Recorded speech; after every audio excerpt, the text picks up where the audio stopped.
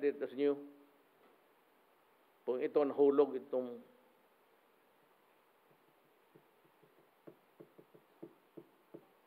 those are matters that are classified, which we because we have to investigate why.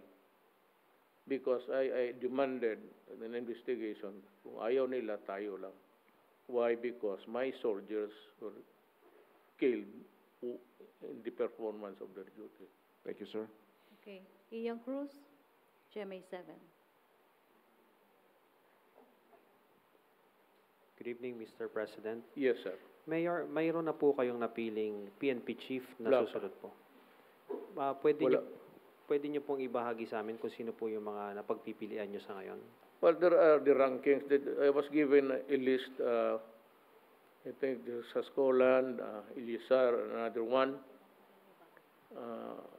They're all good. They're soldiers. They came from the academy. I have no doubt about their integrity, but I'm taking my time appointing one. Sir, bakit po medyo natatagalan po kayo? You said na you're taking your time. Because he would be appointing the heads of every department there, especially the controller and the finance people. Sino yung gusto niyang mapunta doon? Sino yung kaibigan niya? Ako kasi, pag binigyan kita ng pwesto, hindi na ako nagkikalam. Pag si Bato, when I appointed Bato noon station commander, I do not anymore magsabi ang barangay captain, wag yan, kasi ganon. Inuhuli kami. No. You go to Bato.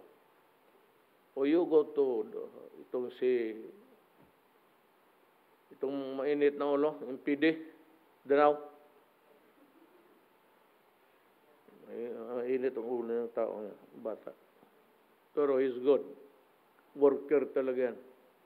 Pareho sila ni Bato. They can solve a kidnapping overnight. Sabi ko, I want that kidnapping. Ikaw, Danao, bubugbog na palit. Sabi ko, ito, hanapin mo by no morning. Ikaw na ang bugbugin ko kasi nambubugbog ka ng pulis.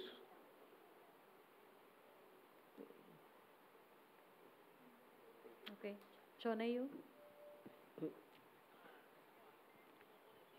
Good evening, Mr. President. Sir, point of clarification, are you officially